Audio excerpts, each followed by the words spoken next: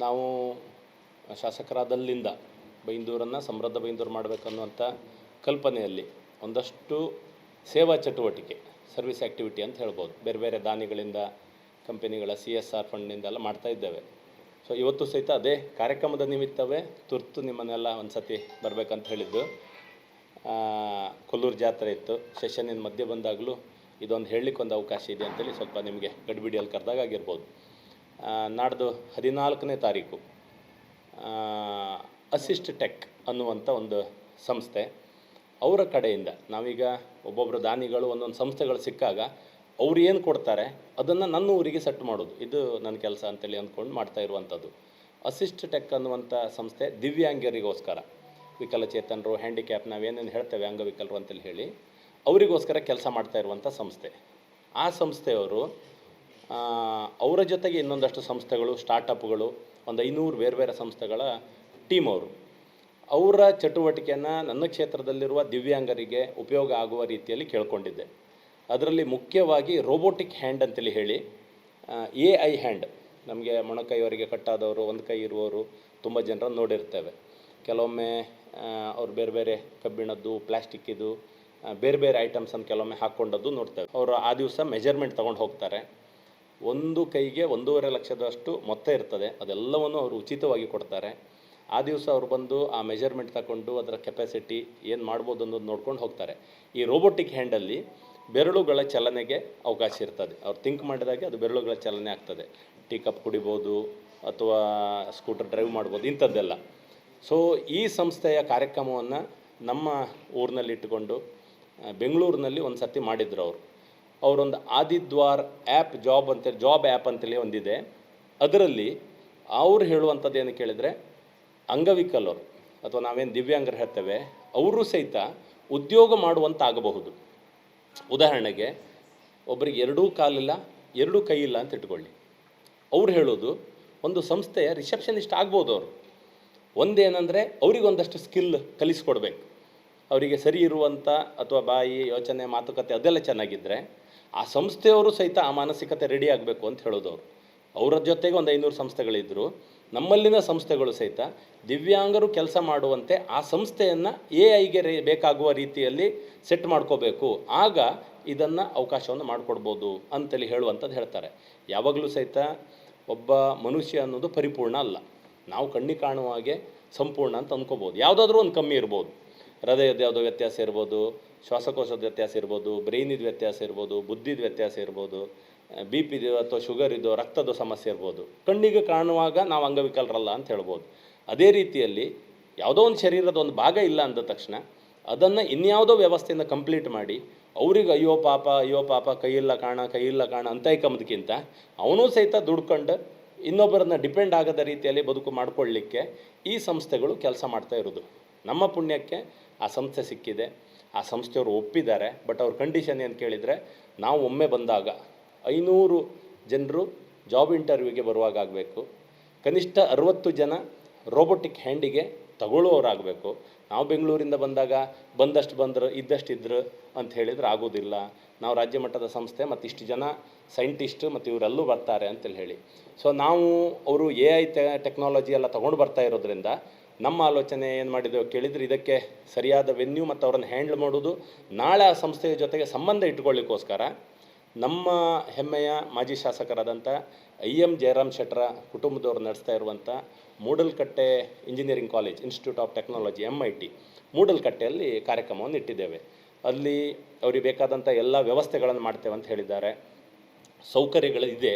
ಮತ್ತು ಈ ಟೆಕ್ನಾಲಜಿ ಪ್ರಶ್ನೆ ಆದ್ದರಿಂದ ಅಲ್ಲಿಂದ ಇಂಜಿನಿಯರಿಂಗ್ ಸ್ಟೂಡೆಂಟ್ಸು, ಲೆಕ್ಚರ್ಸು ಎಲ್ಲರೂ ಸಹಿತ ಆ ಇಡೀ ಸಂಸ್ಥೆ, ಸಿದ್ಧಾರ್ಥ ಸರಿಂದ ಹಿಡಿದು ಪ್ರಿನ್ಸಿಪಾಲ್ರಿಂದ ಹಿಡಿದು ಎಲ್ಲರೂ ಸಹಿತ ಪೂರ್ಣ ಮನಸ್ಸಿನಿಂದ ಒಪ್ಪಿಕೊಂಡಿದ್ದಾರೆ. ಕಿರಣ್ ಕೊಡ್ಗೆ ಅವರ ಅಧ್ಯಕ್ಷತೆಯಲ್ಲಿ ಈ ಕಾರ್ಯಕ್ರಮ ಆಗ್ತದೆ. ಸಂಸದರಾದಂಥ ಶ್ರೀನಿವಾಸ್ ಪೂಜಾರರು, ರಾಘವೇಂದ್ರರು ಇಬ್ಬರೂ ಸಹಿತ ಆ ಕಾರ್ಯಕ್ರಮದಲ್ಲಿ ಉಪಸ್ಥಿತರು ಇರ್ತಾರೆ. ಸೊ ಈ ಕಾರ್ಯಕ್ರಮದ ಮೂಲಕ ಬರುವಂಥವರು ಈ 3 ಜಿಲ್ಲೆಯವರಂತ ಆಗಿರ್ತಾರೆ. ದಕ್ಷಿಣ ಕನ್ನಡ, ಉಡುಪಿ ಮತ್ತು ಉತ್ತರ ಕನ್ನಡ, ಈ 3 ಜಿಲ್ಲೆಯ ಸರ್ಕಾರಿ ಎಲ್ಲ ಸಂಸ್ಥೆಗಳು ಈ ಕಾರ್ಯಕ್ರಮಕ್ಕೋಸ್ಕರ ತೊಡಗಿಕೊಂಡಿವೆ. KSRTC ಬಸ್ಸುಗಳನ್ನು ಬಿಡ್ತಾ ಇದ್ದಾರೆ. ಯಾಕಂದರೆ ಅವರು ಬಂದು ಇಲ್ಲಿ ಈ ಟೆಸ್ಟು, ಇಂಟರ್ವ್ಯೂ ಇದನ್ನೆಲ್ಲ ಮಾಡಿ ವಾಪಸ್ ಹೋಗುವಾಗ ಅವ್ರಿಗೆ ತೊಂದರೆ ಆಗಬಾರ್ದು ಅಂತೇಳಿ ಹೇಳಿ. ರಿಜಿಸ್ಟ್ರೇಷನ್ಗೆ ಆಲ್ರೆಡಿ ಲಿಂಕ್ಗಳನ್ನು ಸೋಷಿಯಲ್ ಮೀಡಿಯಾಗಳ ಮೂಲಕ ಕಳಿಸಿಕೊಟ್ಟಿದ್ದೇವೆ. ಅದನ್ನು ಮಾಡಿಸ್ಕೋಬೇಕಂತಾಗಿದೆ. ನಮಗದು ಒಂದಷ್ಟು ಈಗಲೇ ಒಂದು 300-400 ಆಗಿದೆ. ಬಟ್ ಯಾರೋ ನೇರ ಬರ್ತಾರೆ, ಅಲ್ಲೂ ಅವಕಾಶಗಳಿದೆ. ಮತ್ತು ಅಲ್ಲಿ ಕ್ಯೂ ರೀತಿ ದೊಡ್ಡ ಲೈನ್ ಆಗಿ ಅವ್ರಿಗೆ ಲೇಟ್ ಆಗಬಾರ್ದಂತ ಆ ಟೆಕ್ನಾಲಜಿಯನ್ನು ಅಲ್ಲೇ ಇಮಿಡಿಯೇಟ್ಲಿ ಕಲಿಸಿಕೊಟ್ಟು ಆದಿದ್ವಾರ ಆ್ಯಪ್ ಅಂತೇಳಿ ಏನಿದೆ ಅದನ್ನು ಅವರಿಗೆ ಕಲಿಸಿ ಅವರಲ್ಲೇ ಅದನ್ನು ಇಮಿಡಿಯೇಟ್ಲಿ ಇಂಟರ್ವ್ಯೂ ಕೊಟ್ಟು ಹೋಗುವಾಗ ಆಗ್ತದೆ. ಅವರ ಕೆಪಾಸಿಟಿ ಏನಿದೆ, ನಾನು ಹಾಗೆ ಹೇಳಿದಾಗೆ ಅವರಿಗೆ ಅಕಸ್ಮಾತ್ 2 ಕೈ ಇಲ್ಲ ಅಂತ ಇಟ್ಕೊಳ್ಳಿ, ಅವ್ರು ಯಾವುದಕ್ಕೆ ಎಲಿಜಿಬಲ್, ಯಾವ ಸಂಸ್ಥೆಗೆ ಆಗ್ಬೋದು, ಅಥವಾ ಕಾಲಿಲ್ಲ ಅಂತ ಇಟ್ಕೊಳ್ಳಿ, ಆಗ ಅವ್ರು ಇನ್ಯಾವುದಕ್ಕೆ ಎಲಿಜಿಬಲ್, ಆ ರೀತಿ ಅವರನ್ನು ಬೈಫರ್ಕೇಟ್ ಮಾಡಿ ಅವರನ್ನು ವೆರಿ ಸೂಟೇಬಲ್ ಆಗುವಲ್ಲಿಯವರೆಗೆ ಜೋಡಿಸುವಲ್ಲಿಯವರೆಗೆ ಆ ಅಸಿಸ್ಟ್ ಟೆಕ್ ಅನ್ನುವಂಥ ಸಂಸ್ಥೆ ಕೆಲಸ ಮಾಡ್ತದೆ.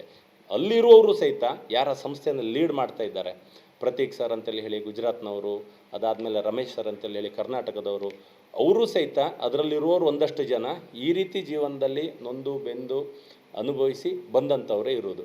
ಸೊ ಹಾಗಾಗಿ ಈ AI ಮತ್ತು ಈ ಸರ್ಕಾರದ ವ್ಯವಸ್ಥೆ ಮತ್ತು CSR ಫಂಡ್ಗಳು ಇದೆಲ್ಲದರ ಮೂಲಕ ಈ ಕಾರ್ಯಕ್ರಮ ನಮ್ಮಲ್ಲಿ ನಡೀತಾ ಇದೆ. ಇದರ ಉಪಯೋಗ ಹೆಚ್ಚು ಜನರಿಗೆ ಆಗಬೇಕಿದ್ರೆ ನಿಮ್ಮ ಸಹಾಯ ಇಲ್ಲದೆ ಆಗಲಿಕ್ಕೆ ಸಾಧ್ಯ ಇಲ್ಲ. ಸೊ ಹಾಗಾಗಿ ಕೊನೆ ಹಂತ ಅಂದರೆ ನಾಳೆ ಒಂದು ದಿವಸ ಇರ್ತದೆ, ನಾಡ್ದು ಕಾರ್ಯಕ್ರಮ ಆಗಿರ್ತದೆ. ನಿಮ್ಮೆಲ್ಲರ ಒಂದು ಸರ್ತಿ ನಮ್ಮ ಇಂಟೆನ್ಷನನ್ನು ಇನ್ನೊಮ್ಮೆ ಕ್ಲಿಯರ್ ಮಾಡೋದು, ಸರ್ಕಾರ ಬರಲಿಲ್ಲ, ಜನರು ಶಾಸಕ ಅನ್ನುವಂಥ ಸ್ಥಾನವನ್ನು ಕೊಟ್ಟಿದ್ದಾರೆ, ನನ್ನ ಪಕ್ಷ ನನ್ನ ಸಂಘಟನೆ ಅನ್ನುವಂಥದ್ದು ಈ ಅವಕಾಶವನ್ನು ಕೊಟ್ಟಿದೆ. ಬೈಂದೂರಿನ ಜನ ಅನ್ನುವಂಥವರು ಪ್ರೀತಿಯಿಂದ ನಮ್ಮನ್ನು ಗೆಲ್ಲಿಸಿದ್ದಾರೆ. ಅನುದಾನ ಇಲ್ಲ ಅನ್ನುವ ಕಾರಣಕ್ಕೋಸ್ಕರ ನಾನು ಒಂದಷ್ಟು ಬೇರೆ ಮಾತಾಡ್ಬೋದು, ಬೇರೆ ಒಂದಷ್ಟು ಉತ್ತರ ಕೊಡ್ಬೋದಿತ್ತು. ಆದರೆ ನನಗೊಂದು ಅವಕಾಶ ಗೊತ್ತಿರುವುದು, ಈ ಶಿಕ್ಷಣಕ್ಕಾಗಲಿ ಒಳ್ಳೆ ಕೆಲಸಕ್ಕಾಗಲಿ ದಾನಿಗಳು, ಉದಾಹರಣೆಗೆ ದಾನಿಗಳಂತೇಳಿ ಹೇಳಿದರೆ ದೇವಸ್ಥಾನ ಕಟ್ಟುವಾಗ ಒಂದು ಬರ್ತಾರೆ ಅನ್ನೋದು ನಮಗೆಲ್ಲರಿಗೂ ಕಲ್ಪನೆ ಇದೆ. ನಿಮ್ಗೆ ಯಾವ ದೇವಸ್ಥಾನನೂ ಜೀರ್ಣೋದ್ಧಾರ ಅರ್ಧ ಆದದ್ದು ಪ್ರಶ್ನೆ ಇಲ್ಲ. ಯಾಕೆ ಕೇಳಿದರೆ ಭಕ್ತರು ಭಕ್ತಿಯಿಂದ ಸಂಘಟನೆ ಮಾಡೋರು ಅವರ ಶ್ರಮದಿಂದ ಆ ದೇವಸ್ಥಾನವನ್ನು ಮುಗಿಸ್ತಾರೆ. ಅಂದರೆ ಊರಿನಲ್ಲಿ ಅಷ್ಟು ಜನ ದಾನಿಗಳು ಆ ರೀತಿ ಮನಸ್ಸಿರುವವರು ದುಡಿದ ಹಣವನ್ನು ಕೊಡುವವರು ಇದ್ದಾರೆ. ಅದನ್ನು ದೇವರ ಭಕ್ತಿಯನ್ನು ಈ ರೀತಿ ಶಿಕ್ಷಣಕ್ಕೆ ಸಾಮಾಜಿಕ ಕೆಲಸಕ್ಕೆ ಕನ್ವಿನ್ಸ್ ಮಾಡಿ ಅವರ ಮನಸ್ಸು ಇದಕ್ಕೆ ಕೊಡುವಂತಾಗಿ, ಅಥವಾ ಕೊಡುವಂಥವರು ನಮ್ಮ ಹತ್ರ ಕೊಡ್ಬೋದು, MLA ಅವರು ಮತ್ತು ಅವ್ರ ಟೀಮ್ ಚೆನ್ನಾಗಿ ಕೆಲಸ ಮಾಡ್ತಾಯಿದೆ, ಕೊಟ್ಟರೊಂದು ಉಪಯೋಗ ಆಗ್ತದೆ ಅಂತ ಹೇಳಿ ಅವ್ರಿಗೆ ವಿಶ್ವಾಸ ಬರುವಂತಾಗಿ ಅದನ್ನು ಮಾಡಿಸುವಂಥ ಕೆಲಸವನ್ನು ಕಳೆದ 3 ವರ್ಷದಿಂದ ತುಂಬ ಒದ್ದಾಟ ಮಾಡಿ ಮಾಡ್ತಾಯಿದ್ದೇವೆ. ಆರಂಭದಲ್ಲಿ ಒಬ್ಬರು ಕೊಟ್ಟರು ಖುಷಿಯೇ, ನಮಗೆ ಇಬ್ಬರು ಕೊಟ್ಟರು ಖುಷಿಯೇ, ಸ್ವಲ್ಪ ಕೊಟ್ಟರು ಖುಷಿ, ಜಾಸ್ತಿ ಕೊಟ್ಟರು ಖುಷಿಯೇ. ಆರಂಭದಲ್ಲಿ ರೆಸ್ಪಾನ್ಸ್ ಸ್ವಲ್ಪ ಕಮ್ಮಿ ಇದ್ದದಿದ್ದರು. ಬಹುಶಃ ಈಗ 3ನೇ ವರ್ಷದ ಹಂತಕ್ಕೆ ಬರುವಾಗ ನಮಗೂ ಒಂದು ಹಂತ ಕಾಣ್ತಾ ಇದೆ, ಇಷ್ಟು ದೊಡ್ಡ ದಾನಿಗಳಿದ್ರಲ್ಲ, ಇಷ್ಟು ಜನ ಸಹಾಯ ಮಾಡೋರಿದ್ರಲ್ಲ ಅನ್ನುವಂಥ ಖುಷಿ ಇದೆ.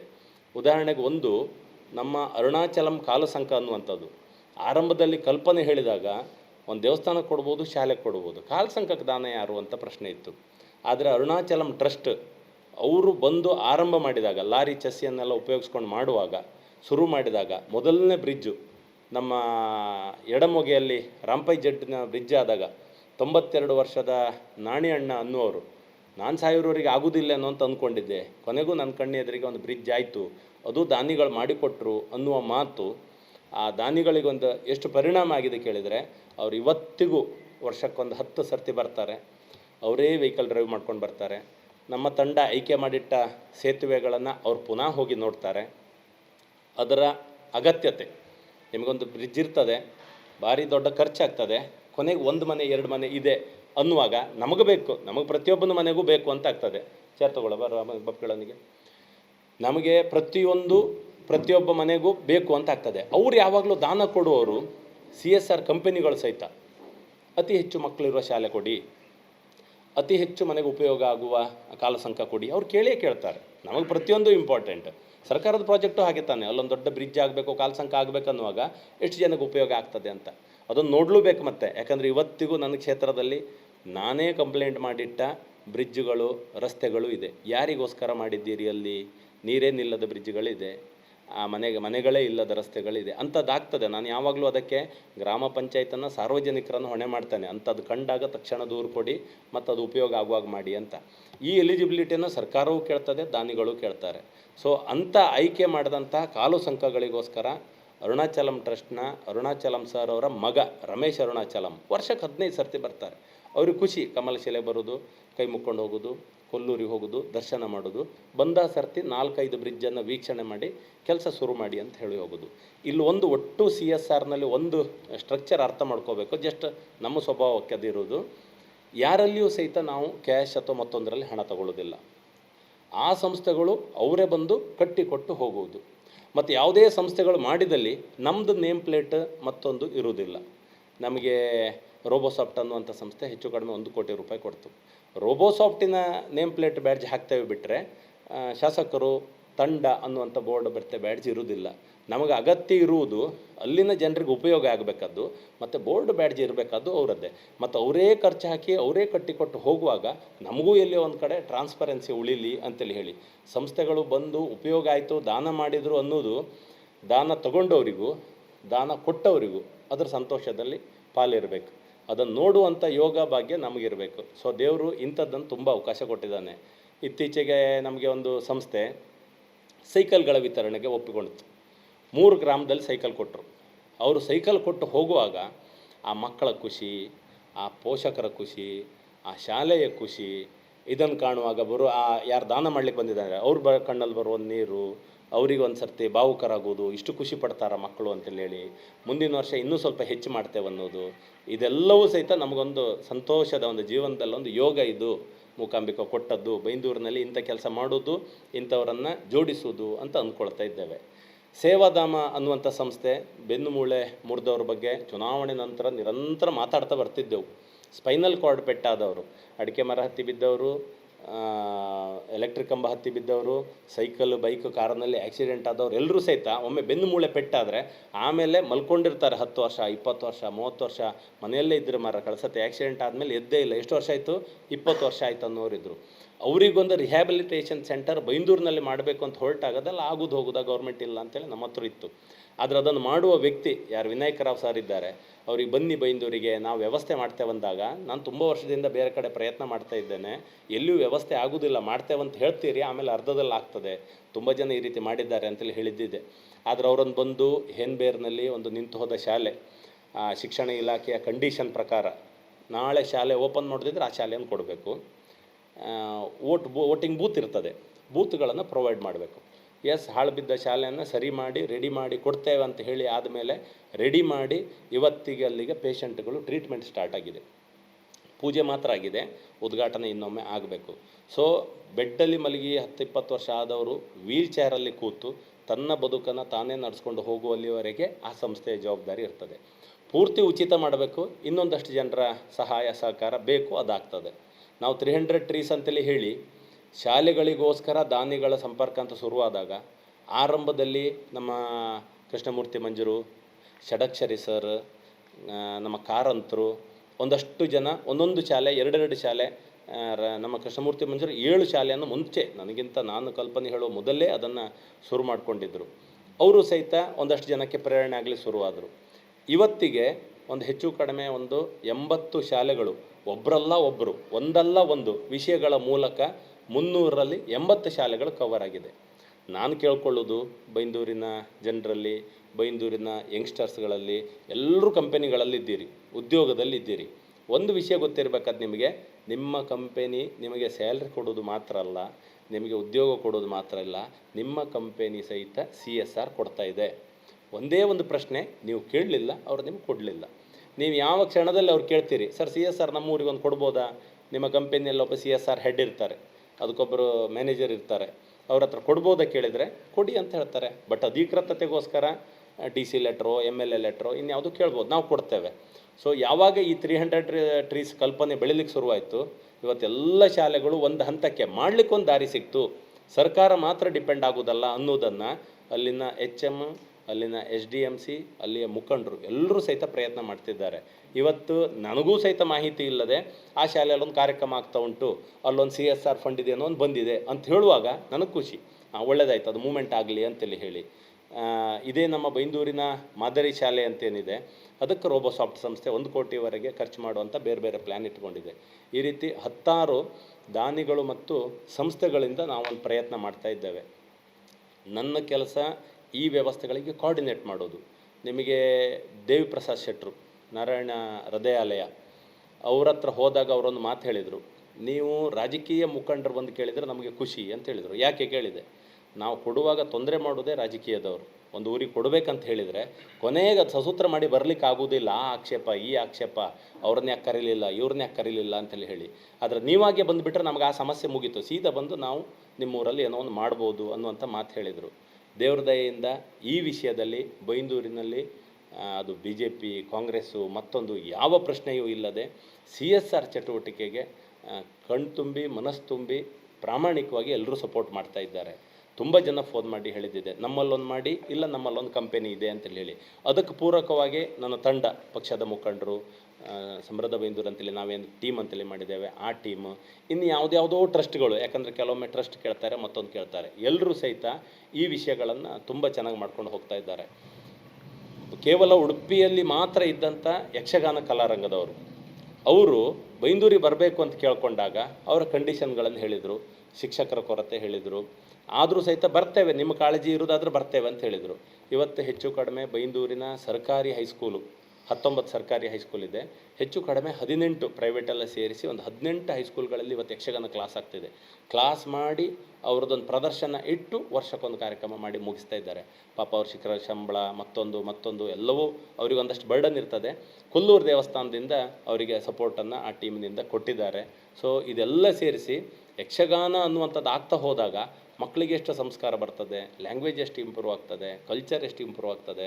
ಈ ಕೊಡುಗೆಯನ್ನು ಉಪಯೋಗಿಸ್ಕೊಳ್ಳಿಕ್ಕೆ ಇಡೀ ಬೈಂದೂರು ಸಿದ್ಧ ಇದೆ. ಎಲ್ಲ ಊರಿನಲ್ಲೂ ಅಲ್ಲಲ್ಲೊಂದು ತಂಡ ಮಾಡಿಕೊಂಡು ಇದನ್ನೆಲ್ಲ ಮಾಡ್ತಾ ಇದ್ದಾರೆ. ಸೊ ಇದೆಲ್ಲವೂ ಸಹಿತ ಸರ್ಕಾರೇತರವಾಗಿ ಮಾಡ್ತಾ ಇರುವಂಥ ಚಟುವಟಿಕೆಗಳು. ಈ ಚಟುವಟಿಕೆಗೆ ಒಟ್ಟು ಬೈಂದೂರಿನ ಎಲ್ಲರ ಸಪೋರ್ಟ್ ಇರೋದ್ರಿಂದ ಇದೆಲ್ಲವೂ ಮಾಡಲಿಕ್ಕೆ ಆಗ್ತಾ ಇದೆ. ಸೊ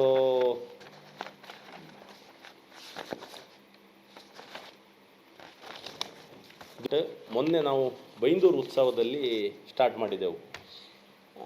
ದುಡ್ಮಿ ಅಂತೇಳಿ ಹೇಳುವಂಥ ಸಂಸ್ಥೆ, ಅದು ಸ್ವತಂತ್ರವಾಗಿ ಎಲ್ಲೆಲ್ಲಿ ಹೆಣ್ಣುಮಕ್ಕಳಿಗೆ ಉದ್ಯೋಗ ಮಾಡಲಿಕ್ಕೆ, ಸ್ವಾವಲಂಬಿ ಬದುಕು ಕಟ್ಟಿಕೊಳ್ಳಿಕ್ಕೆ ಅವಕಾಶ ಸಿಗ್ತದೆ ಅದನ್ನು ಮಾಡುವಂಥದ್ದು. ಅದಕ್ಕೆ ಉಸ್ತುವಾರಿ ಸಚಿವರೇ ಅದಕ್ಕೆ ಸಪೋರ್ಟ್ ಮಾಡಿ ನಾನು ಅದಕ್ಕೆ ಏನೆಲ್ಲ ಜೋಡಿಸ್ಲಿಕ್ಕೆ ಆಗ್ತದೆ ಅನ್ನುವಂಥದ್ದನ್ನು ಹೇಳಿದರು. ಆ ಸಂಸ್ಥೆಯ ಮೂಲಕ ಪ್ರೈಮ್ ಮಿನಿಸ್ಟರ್ ಆಫೀಸಿಂದ 13 ಕೆಟಗರಿಯಲ್ಲಿ ಅವ್ರದ್ದು ಗೈಡೆನ್ಸ್ ಇದೆ. ಒಂದು ಗ್ರಾಮವನ್ನು, ಒಂದು ವಿಲೇಜನ್ನು ಯಾವ ರೀತಿಯಲ್ಲೆಲ್ಲ ಇಂಪ್ರೂವ್ ಮಾಡ್ಬೋದು ಅಂತೇಳಿ ಹೇಳಿ. ನಮ್ಮಲ್ಲಿ ಹೆಚ್ಚು ಕಡಿಮೆ ನಾವು 95% ಗ್ರಾಮಾಂತರ ಪ್ರದೇಶದವರು. ನಾವು ಒಂದು ಪಟ್ಟಣ ಪಂಚಾಯತ್ ಅನ್ನುವ ವ್ಯಾಪ್ತಿ ಅನ್ನೋದು ಗ್ರಾಮಾಂತರ ಅನ್ನುವ ಶೇಪ್ ತಗೊಂಡ್ರೆ ಹೆಚ್ಚು ಕಡಿಮೆ ಪೂರ್ತಿ ನಮ್ಮದು ಗ್ರಾಮಾಂತರ ಪ್ರದೇಶ.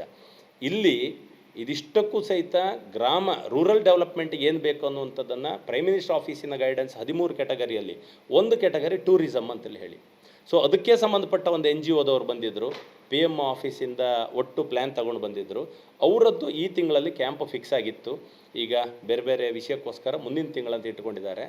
ಹಳ್ಳಿಯಲ್ಲಿ ಪ್ರವಾಸೋದ್ಯಮದ ಮೂಲಕ ಹೇಗೆ ದುಡಿಮೆ ಮಾಡ್ಕೋಬೋದು, ಅದು ನಮ್ಮೂರಿನ ದೇವಸ್ಥಾನವನ್ನು ಪರಿಚಯಿಸ್ಬೋದು, ನಮ್ಮೂರಿನ ಯಾವುದೋ ಫಾಲ್ಸನ್ನು ಕರ್ಕೊಂಡು ಹೋಗಿ ತೋರಿಸ್ಬೋದು, ಇಲ್ಲ ಹಳ್ಳಿ ಪ್ರದೇಶದಲ್ಲಿ ಅಧಿಕೃತ ಅನುಮತಿಯೊಂದಿಗೆ ಹೋಮ್ ಸ್ಟೇನೋ ಮತ್ತೊಂದು ಮಾಡ್ಕೋಬೋದು.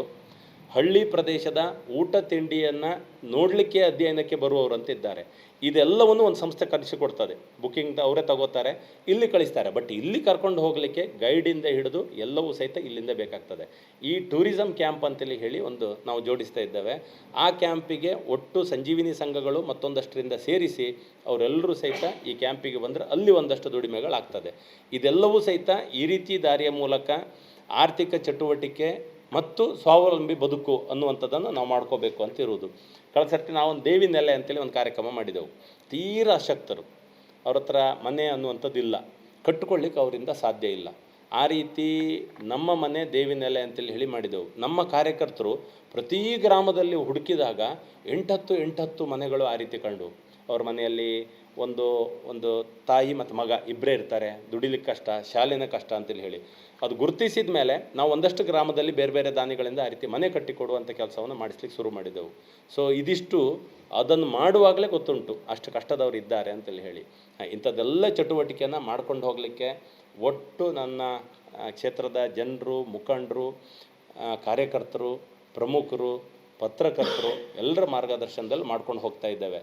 ನಾವು ಮಾಡಲಿಕ್ಕೆ ಹೊರಟಂಥ ಕೆಲಸ ಸಮೃದ್ಧ ಬೈಂದೂರು ಅನ್ನುವಂಥದ್ದು ಸರ್ಕಾರದ ಒಂದಷ್ಟು ಯೋಚನೆ ಅದೆಲ್ಲವೂ ಜೊತೆಗೆ ಈ ರೀತಿ ಜೋಡಿಸ್ಕೊಂಡಾಗ ಮಾತ್ರ ಆಗ್ತದೆ ಅನ್ನುವಂಥದ್ದು ಇರುವುದು. ಕಳೆದ ಸರ್ತಿ ನಾವು ಗಂಟಿಧಾಮ ಮಾಡಿದಾಗ ಒಂದಷ್ಟು ಜನ ಕೇಳಿದರು, ಏನದು ಕಲ್ಪನೆ ಅಂತೇಳಿ ಹೇಳಿ. ನಾವೇ ನೋಡಿದ್ದಿದೆ, ದಾರಿ ಮೇಲೆ ಆಕ್ಸಿಡೆಂಟಾಗಿ ಒಂದು ದನ ಬಿತ್ತು ಅಂತೇಳಿ ಹೇಳಿದರೆ ಒಂದು ನಮ್ಮಲ್ಲಿ ಸಂಜೀವಣ್ಣ ಅಂತೇಳಿ ಒಬ್ಬರಿದ್ದರು ಇದ್ದಾರೆ, ಅವ್ರು ಈಗಲೂ ಸಹಿತ ಅಂಥ ಬಿದ್ದ ದನಗಳನ್ನು ತಗೊಂಡೋಗಿ ಟ್ರೀಟ್ಮೆಂಟ್ ಮಾಡೋರು ಇದ್ದಾರೆ. ಪಾಪ ಅವ್ರ ಗ್ಯಾರೇಜಲ್ಲಿ ಜಾಗ ಸಾಕಾಗೋದಿಲ್ಲ. ಅವರ ಸ್ವಭಾವ ಬಿದ್ದಾಗ ದನ ನೋಡಿದ ಮೇಲೆ ಬಿಟ್ಟು ಹೋಗೋದಿಲ್ಲ ಅವರು. ಅದಕ್ಕೋಸ್ಕರ ಗಂಟಿಧಾಮ ಅಂತೇಳಿ ಹೇಳಿ ಮಾಡಿ ವಸ್ರೆಯಲ್ಲಿ ಅದಕ್ಕೆ ನಮ್ಮ ಕಾರ್ಯಕರ್ತರು ಅದನ್ನು ನೋಡಿಕೊಂಡು ಇವತ್ತಿಗೆ ಬಹುಶಃ ಒಂದು 100 ಹಸುಗಳು ಬಂದಿದೆ. ನಿಮಗೆ ಅತಿ ಹೆಚ್ಚು 90% ಜಖಮಾಗಿದೆ ಅಂತೇಳಿ ಹೇಳಿದರೆ ಬದುಕುವುದಿಲ್ಲ ಅನ್ನೋದು ನಮ್ಗೆ ಗೊತ್ತಿದ್ರೂ ಸಹಿತ ಸಾಯುವವರೆಗೆ ತಂಪು ಮತ್ತು ನೀರು ಅಂದರೆ ಬಿಸಿಲಲ್ಲಿ ಬಿದ್ದುಕೊಂಡಿರ್ತವೆ, ನೀರು ಕೊಡುವವರು ಇರೋದಿಲ್ಲ ರೋಡ್ ಸೈಡಲ್ಲಿದ್ದಾಗ ಮಾಡೋದು. ಇದು ನಮ್ಮ ಜಿಲ್ಲೆ ದಾಟಿ ಆಚೆ ಈಚೆ 2-3 ಜಿಲ್ಲೆದು ಸಹಿತ ಇವತ್ತಿಗೆ ನಮಗೆ ಫೋನ್ ಬರೋದು, ಕಳಿಸಿ ಕೊಡ್ತೇವೆ ಅನ್ನೋದು, ಯಾರೂ ಇಲ್ಲ ತಗೊಂಡೋಗಿ ಅಂತ ಹೇಳೋದು ನಿರಂತರ ನಡೀತಾ ಇದೆ. ಅದನ್ನು ನಾವು ಮಾಡ್ತಾ ಇದ್ದೇವೆ. ಎಲ್ಲ ಸೇವಾ ಚಟುವಟಿಕೆಗಳು ಸಹಿತ ನನ್ನ ಕ್ಷೇತ್ರದಲ್ಲಿ ಈ ರೀತಿಯ ಒಂದು ಮಾನಸಿಕತೆ, ಮಾನವೀಯತೆ ಇರುವವರು ಮತ್ತು ಅಗತ್ಯ ಇರುವವರು ಇದೆರಡನ್ನೂ ನಾವು ಮಾಡ್ತಾ ಇದ್ದೇವೆ. ದುಡಿಮೆ ಅನ್ನುವಂಥ ಕಲ್ಪನೆ ಬಂದದ್ದು ನಮಗೆ ಅನಿತಕ್ಕನವರ ನೇತೃತ್ವದಲ್ಲಿ ಆರಂಭದಲ್ಲಿ ಒಂದು ಸಬಲೆ ಅಂತ ಒಂದು ತಂಡ ಮಾಡಿದಾಗ, ಸಬಲೆ ಅಂತೇಳಿ ಹೇಳುವಂಥ ತಂಡ ನಮಗಿದ್ದದ್ದೇನು ಕೇಳಿದರೆ, ಯಾವಾಗಲೂ ಸಹಿತ ಒಂದು ಯಾರೋ ಒಬ್ಬ ಜೀವ ತಗೊಂಡ ಅಂತ ಹೇಳ್ತಾರೆ, ಅಷ್ಟೊತ್ತಿಗೆ ಮನೆಯಲ್ಲೊಬ್ಬರು ತಾಯಿ ಇರ್ತಾರೆ ಅವನಿಗೆ, ಅವರು ಅಬಲೆ ಆಗಿ ಬಿಡ್ತಾರೆ. ಇನ್ಯಾರೋ ಆ್ಯಕ್ಸಿಡೆಂಟಲ್ಲಿ ಒಬ್ಬ ಸತ್ತ ಅಂತ ಹೇಳ್ತಾರೆ, ಮನೆಯಲ್ಲೊಬ್ಬರು ಹೆಂಡತಿ ಇರ್ತಾರೆ ಅವರಿಗೆ, ಅವರು ಅಬಲೆ ಅಂತ ಆಗಿಬಿಡ್ತಾರೆ. ಇನ್ಯಾರೋ ಬಾಡಿ ಸಿಕ್ತು ಸಮುದ್ರದಲ್ಲಿ ಹೊಳೆಯಲ್ಲಿ ಅಂತ ಹೇಳ್ತಾರೆ, ಮನೆಯಲ್ಲೊಂದು ಹೆಣ್ಣು ಮಗು ಇರ್ತದೆ, ಆ ಮಗು ಅಬಲೆ ಆಗಿಬಿಡ್ತದೆ. ಸೊ ಇವರೆಲ್ಲರೂ ಸಹಿತ ಬದುಕಿಗೆ ಇನ್ಯಾರಿಗೂ ಕೈ ಚಾಚುವ ಪರಿಸ್ಥಿತಿ ಬರ್ತದೆ. ಇದೆಲ್ಲ ಕಂಡಾಗ ಅವರ ನೇತೃತ್ವದಲ್ಲಿ ಒಂದು ತಂಡ ಮಾಡಿ ಆ ಟೀಮಿನವರು ಅಂಥವ್ರ ಮನೆಗೆ ಹೋಗಿ ಭೇಟಿ ಮಾಡಿ ಮಾನಸಿಕವಾಗಿ ಅವರನ್ನು ಬಲ ಮಾಡುವಲ್ಲಿಂದ ಹಿಡಿದು ಬದುಕನ್ನು ಅವರೇ ಕಟ್ಟಿ ಸ್ವತಂತ್ರರಾಗಬೇಕು ಅನ್ನುವಲ್ಲಿಯವರೆಗೆ ಅವರನ್ನು ತಯಾರಿ ಮಾಡೋದು ಆ ಸಬಲೆ ತಂಡದಾಗಿತ್ತು. ಅವರು ಕೊಟ್ಟ ಸಲಹೆ ಏನು ಕೇಳಿದರೆ, ಕೊನೆಗೆ ಎಲ್ಲರೂ ಸೋಲೋದು ಆರ್ಥಿಕವಾಗಿ. ಎಲ್ಲ ಓಕೆ, ನೀವು ಹೇಳಿದ್ದು ಧೈರ್ಯ ಕೊಡೋದು, ವಿಶ್ವಾಸ ಕೊಡೋದು, ಕಾನೂನು ಮಾರ್ಗದರ್ಶನ ಎಲ್ಲ ಸರಿ, ಕೊನೆಗೆ ಸೋಲೋದು ಆರ್ಥಿಕತೆ, ಮನೆ ಖರ್ಚಿನ ಪ್ರಶ್ನೆ, ಇದರ ಪ್ರಶ್ನೆ ಬಂದಾಗ ಅವ್ರು ಸೋಲ್ತಾರೆ. ಅದಕ್ಕೆ ಏನು ಅಂತ ಹೇಳಿದಾಗ ಈ ದುಡಿಮೆಯ ಕಲ್ಪನೆ ಬಂದದ್ದು. ಹೆಣ್ಣುಮಕ್ಕಳು ಮನೆಯಲ್ಲೇ ಇದ್ದು ಎಲ್ಲ ಕೆಲಸದ ಜೊತೆಗೆ ದುಡಿಯುವಂಥ ಅವಕಾಶಗಳು ಬರಬೇಕು ಅನ್ನುವಂಥ ಪ್ರಶ್ನೆಯಿಂದ ಆ ದುಡಿಮೆಯ ಪ್ರಶ್ನೆ ಬಂತು. ಈ ಕಲ್ಪನೆಗಳು ಬಂದಾಗ ಹೇಳಿದಾಗ ನಮಗೆ ಇದೆಲ್ಲ ನೀವು MLA ಆಗಿ ಮಾಡಬೇಕಾ, ಇದೆಲ್ಲ ನೀವು ರಾಜಕೀಯದವ್ರು ಮಾಡಬೇಕಾ ಅಂತೆಲ್ಲ ಪ್ರಶ್ನೆ ಬಂದಾಗಲೂ ಸಹಿತ ನಾವು ಇದನ್ನು ಮಾಡದೇ ಇದ್ದರೆ ಇನ್ಯಾರು ಮಾಡ್ತಾರೆ ಅನ್ನೋದು ನಮ್ಮ ಪ್ರಶ್ನೆ. ಎಲ್ಲರೂ ಬ್ಯುಸಿ, ಎಲ್ಲರೂ ಅವರವರ ವ್ಯವಹಾರ, ಅವರವ್ರ ವ್ಯವಸ್ಥೆ ಇದ್ದಾಗ ಈ ರೀತಿ ಸಾರ್ವಜನಿಕ ಸಾಮಾಜಿಕ ಚಟುವಟಿಕೆಗಳು ಮಾಡಲಿಕ್ಕೆ ನಾವು ಹೊರಟಾಗ ಅದರ ಮನಸ್ಸಿರುವವರು ಒಂದಷ್ಟು ಜನ ಬಂದು ಬಿಡ್ತಾರೆ ಅನ್ನುವಂಥದ್ದು. ಇಲ್ಲಿ ಹಿಂದೆ ಉಡುಪಿ, ಕುಂದಾಪುರ, ಮಣಿಪಾಲ ಬಿಟ್ಟರೆ ಡಯಾಲಿಸಿಸ್ ಅನ್ನುವಂಥದ್ದು ಬೈಂದೂರಿನಲ್ಲಿ ಇರಲಿಲ್ಲ. ಸರ್ಕಾರದಲ್ಲಿ ತಾಲೂಕು ಹಾಸ್ಪಿಟ್ಲ್ ಮತ್ತು ಜಿಲ್ಲಾ ಆಸ್ಪತ್ರೆಗಿಂತ ಕೆಳಗೆ ಕೊಡೋದಿಲ್ಲ. ನಮ್ಮದು ತಾಲೂಕು ಆಸ್ಪತ್ರೆ ಕುಂದಾಪುರ, ಬೈಂದೂರು ಕಮ್ಯುನಿಟಿ ಹಾಸ್ಪಿಟ್ಲ್ ಅಂತ ಇತ್ತು. ಆಗ ನಾವು ಮಣಿಪಾಲದವ್ರಿಗೆ ಕೇಳ್ಕೊಂಡಾಗ ಅವರು ಡಯಾಲಿಸಿಸನ್ನು ನಮ್ಮಲ್ಲಿ ಮಾಡಲಿಕ್ಕೆ ಒಂದು ಜಾಯಿಂಟ್ ಬೇಕು, ಗೌರ್ಮೆಂಟ್ ಹಾಸ್ಪಿಟ್ಲನ್ನು ಕೇಳಿದರು. ಗೌರ್ಮೆಂಟ್ ಹಾಸ್ಪಿಟ್ಲಿಗೆ ಆಗ ಕಂಡೀಷನ್ನು PPP ಮತ್ತೊಂದಕ್ಕೆ ರೆಡಿ ಆಗಲಿಲ್ಲ ಅಂತ ಇತ್ತು. ಅಂಜಲಿ ಆಸ್ಪತ್ರೆಯವ್ರಿಗೆ ಕೇಳಿದೆವು, ಅಲ್ಲಿಯೂ ಸಹಿತ ನಮ್ಮದು ಇಷ್ಟೇ ಕೆಲಸ. ಅಂಜಲಿ ಆಸ್ಪತ್ರೆ ಮತ್ತು ಮಣಿಪಾಲದವ್ರು ಮೀಟಿಂಗ್ ಮಾಡಿಕೊಂಡು ಅವರೊಂದು ಬೇರೆ ಬೇರೆ ಯೂನಿಟ್ಗಳನ್ನು ಮಾಡೋರಿದ್ದಾರೆ, 1 ವರ್ಷದ ರಿವ್ಯೂ ಮಾಡಿ ಇಂಪ್ರೂವ್ ಮಾಡ್ತೇವೆ ಅಂತ ಹೇಳಿದ್ದಾರೆ. ಅಂತೂ ಡಯಾಲಿಸಿಸ್ ಅನ್ನುವಂಥದ್ದು ಮಣಿಪಾಲಕ್ಕೆ ಹೋಗೋರು ಒಂದಷ್ಟು ಜನ ಇಲ್ಲಿ ಹೋಗುವಾಗಾಯಿತು. ಅದಾದಮೇಲೆ ಕಮ್ಯುನಿಟಿ ಹಾಸ್ಪಿಟ್ಲಿಗೂ ಡಯಾಲಿಸಿಸ್ ಸೆಂಟರ್ ಬಂತು. ಇವತ್ತಿಗೆ ನಮ್ಮಲ್ಲಿ ವೇಟಿಂಗ್ ಲಿಸ್ಟ್ ಅನ್ನುವಂಥದ್ದು ಇಲ್ಲ, ಅಂದರೆ ಕಾಯ್ತಾ ಇದ್ದಾರೆ ಲೈನಲ್ಲಿ ಅನ್ನುವರಿಲ್ಲ. ಒಂದು ಸ್ಪೆಷಲ್ ಕ್ಯಾಟಗರಿ ಒಂದಿದೆ, ಅದನ್ನು ಇನ್ನೂ ಒಂದು ಮೆಷಿನ್, ಅದು ಕುಂದಾಪುರದಲ್ಲೂ ಇಲ್ಲ, ಉಡುಪಿಯಲ್ಲಿ ಮಾತ್ರ. ಅಂದರೆ ಅವ್ರು ಆಲ್ರೆಡಿ ಅವರಿಗೇನೋ ಕಾಯಿಲೆ ಏನೋ ಒಂದು ಡಿಸೀಸ್ ಇದೆ ಅಂತ ಹೇಳಿದರೆ ಅವರನ್ನು ಇವ್ರ ಜೊತೆಗೆ ಮಾಡೋದಿಲ್ಲ, ಅವರಿಗೊಂದು ಸಪ್ರೇಟ್ ಮೆಷಿನ್ ಬೇಕು. ಆ ಸಪ್ರೇಟ್ ಮೆಷಿನ್ ಇಡುವಷ್ಟು ಸಾಮರ್ಥ್ಯ ನಮಗೆ ಬೈಂದೂರಿನಲ್ಲಿ ಆಗಲಿಲ್ಲ. ಆದರೆ ಡಯಾಲಿಸಿಸ್ ಸೆಂಟರ್ ಅಂತೇಳಿ ಆಗಿದೆ. ನಮ್ಮ ಮನಸ್ಸಿನಲ್ಲಿ ಚಿತ್ತೂರು ಅಥವಾ ಹುಣಸೆಯಲ್ಲಿ ಒಂದಾಗಬೇಕು, ಕೊಲ್ಲೂರಿನಲ್ಲಿ ಒಂದಾಗಬೇಕು, ಸಿದ್ದಾಪುರದಲ್ಲಿ ಒಂದಾಗಬೇಕು. ಆ ಡಯಾಲಿಸಿಸ್ ಬಂದಾಗ ಅವರಿಗೆ ಅದಕ್ಕೋಸ್ಕರ ಓಡಾಡೋದೇ ಸಮಸ್ಯೆ. ಡಯಾಲಿಸಿಸ್ ಕಾಯಿಲೆ ಒಂದು ಕಡೆಗೆ, ಅದನ್ನು ಹೊತ್ಕೊಂಡು ತಿರುಗೋದೇ ಇನ್ನೊಂದು ಸಮಸ್ಯೆ ಅಂತ ಇತ್ತು. ಸೊ ಇದೆಲ್ಲವೂ ಈ ರೀತಿ ಸಮಸ್ಯೆ ಇದ್ದಾಗ ಇದರ ಜೊತೆಗೆ ಜೋಡ್ಕೊಂಡು ಹೋಗುವಂಥದ್ದು ಅಂತೇಳಿ ಹೇಳಿ ಇದೆಲ್ಲ ತಮ್ಮ ಗಮನಕ್ಕೆ ತರ್ತಾ ನಾವು ಕ್ಲೀನ್ ಕಿನಾರ ಅನ್ನುವಂಥದ್ದು ಚಟುವಟಿಕೆ ನಮ್ಮ ಬೈಂದೂರಿನ ಪಡುವರಿಯ ತಂಡ ಶುರು ಮಾಡಿದಾಗಲೂ ನಮಗೆ ಅದರ ಫಲಿತಾಂಶ ಅನ್ನುವಂಥದ್ದು, ಕಾರ್ಯಕರ್ತರು, ಸ್ವಯಂ ಸೇವಕರು, ಸಮಾಜ ರೆಡಿ ಇದೆ, ಪ್ರಕೃತಿ ರೆಡಿ ಇದೆ. ಕ್ಲೀನ್ ಕಿನಾರ ಮಾಡಿ ಆಗುವಾಗ ಎಷ್ಟೋ ವರ್ಷದಿಂದ ಆಮೆ ಮೊಟ್ಟೆ ಇಡುವಂಥದ್ದು ನೇಚರ್ ಕ್ಲೀನ್ ಇದ್ದರೆ ಮಾತ್ರ ಅದೊಂದು ಸಿಂಪ್ಟಮ್, ಅದು ಸಿಂಬಲ್. ಅದು 15-20 ವರ್ಷದ ನಂತರ ಅದು ಆರಂಭ ಆಯಿತು ಅನ್ನೋದು ಫಾರೆಸ್ಟ್ನವ್ರು ರಿಪೋರ್ಟ್ ಕೊಟ್ಟಾಗ, ಲೋಕಲ್ನವ್ರು ರಿಪೋರ್ಟ್ ಕೊಟ್ಟಾಗ ನಮಗೂ ಒಂದು ಖುಷಿ. ನೇಚರ್ ಸಹಿತ ನಾವೇ ಚೆನ್ನಾಗಿ ಇಟ್ಕೋಬೇಕಾದವ್ರು ಅನ್ನೋದನ್ನು ಇದು ನೆನಪಿಸಿತು ಅಂತೇಳಿ ಹೇಳಿ. ಸೊ ಇಂಥದ್ದೆಲ್ಲ ಚಟುವಟಿಕೆಗಳ ಮೂಲಕ ಸಾಮಾಜಿಕ ಚಟುವಟಿಕೆ ತಗೊಂಡು ಹೋಗಿ ಅವಕಾಶ ಇರುವಲ್ಲಿ ಏನು ಮಾಡಲಿಕ್ಕಾಗ್ತದೆ. ನಾವು ಶಾಸಕರಾದ ತಕ್ಷಣ ಅಭಿವೃದ್ಧಿ ಅನ್ನುವಂಥದ್ದು ಅನುದಾನ ಯಾರು ತಂದರೂ ಆಗ್ತದೆ, ಅನುದಾನ ತಂದ ತಕ್ಷಣ ಯಾವ ಗ್ರಾಮದಲ್ಲಿ ರೋಡ್ ಆಗಬೇಕು, ಯಾವ ಗ್ರಾಮದಲ್ಲಿ ಬ್ರಿಡ್ಜ್ ಆಗಬೇಕು, ಎಲ್ಲ ಅವಶ್ಯಕತೆ ಇದೆ, ಲಿಸ್ಟ್ ರೆಡಿ ಇದೆ. ನಾವು ಹೆಚ್ಚು ಕಡಿಮೆ ಇಡೀ ರಾಜ್ಯದಲ್ಲಿ ನಾನು ಅಂದ್ಕೊಳ್ಳೋದು ಕಾಂಟ್ರಾಕ್ಟರ್ಗಳು ಅತಿ ಹೆಚ್ಚಿರುವ ಕ್ಷೇತ್ರ ಬಹುಶಃ ಕೊಯ್ದೂರು ಕುಂದಾಪುರ ಇರ್ಬೋದು. ಅವರಿಗೂ ಸಹಿತ ಅನುದಾನ ಬರ್ತದೆ, ಬರಲಿಕ್ಕೆ ಅವಕಾಶ ಇದೆ ಅಂದಾಗ ರಸ್ತೆ ಎಲ್ಲಿದೆ ಅನ್ನೋದು ಲಿಸ್ಟ್ ಅವ್ರ ಹತ್ರ ಇರ್ತದೆ. ಈ ಕೆಲಸಗಳು ಅನುದಾನ ಅಭಿವೃದ್ಧಿ ಬಂದಾಗ ಆಗ್ತದೆ. ಅದಲ್ಲದೆ ಸಾಮಾಜಿಕ ಪರಿವರ್ತನೆ ಅನ್ನುವಂಥದ್ದು ಎಲ್ಲಿಯೋ ಒಂದು ಕಡೆ ನಾವು ಮೊದಲು ಹೆಜ್ಜೆ ಇಡಬೇಕಾಗ್ತದೆ, ಅದರ ನಂತರವೇ ಇದಾಗ್ತದೆ ಅಂತ ಅಂದ್ಕೊಂಡಿದ್ದೇವೆ. ಇದೆಲ್ಲವನ್ನು ಈ ಸಂದರ್ಭದಲ್ಲಿ ಹೇಳೋದು ಪುನಃ ನಾಡ್ದು ಕಾರ್ಯಕ್ರಮದಲ್ಲಿ ದಿವ್ಯಾಂಗರಿಗೆ ಉದ್ಯೋಗ ಮೇಳ ಮತ್ತು ರೋಬೋಟಿಕ್ ಹ್ಯಾಂಡ್ ಕೊಡುವಂಥ ವಿಷಯ, ಅದರಲ್ಲಿ ಈ ಕಾರ್ಯಕ್ರಮ ಯಶಸ್ವಿ ಆದರೆ ಒಂದಷ್ಟು ಜನರಿಗೆ ಬದುಕಿಗೆ ದಾರಿ ಆಗ್ತದೆ. ಮತ್ತು ಅದ್ರ ಜೊತೆಗೆ ನಮ್ಮ ತರುಣರು, ನಮ್ಮೂರಿನ ಯಂಗ್ಸ್ಟರ್ಸ್ಗಳು ಈ ಚಟುವಟಿಕೆಯಲ್ಲಿ ಒಂದು ಸ್ವಲ್ಪ ಭಾಗವಹಿಸಬೇಕು. ತುಂಬ ಜನ ಬರ್ತಾ ಇದ್ದಾರೆ, ಅವ್ರಿಗೆ ಗೊತ್ತಿದ್ದಂತ ಪರಿಚಯಿಸ್ತಾರೆ. ಬೆಂಗಳೂರು ಎಷ್ಟು ದೊಡ್ಡ ಪ್ರಪಂಚ, ಅಲ್ಲಿ ಇಲ್ಲದ ಕಂಪೆನಿ ಯಾವುದು, ಅಲ್ಲಿ ಇಲ್ಲದ CSR ಯಾವುದು, ಬಟ್ ಬರಬೇಕಾದ್ದು ಬೈಂದೂರಿಗೆ ಬರಬೇಕಿದ್ರೆ ನಮ್ಮೆಲ್ಲರ ಶ್ರಮ ಬೇಕು.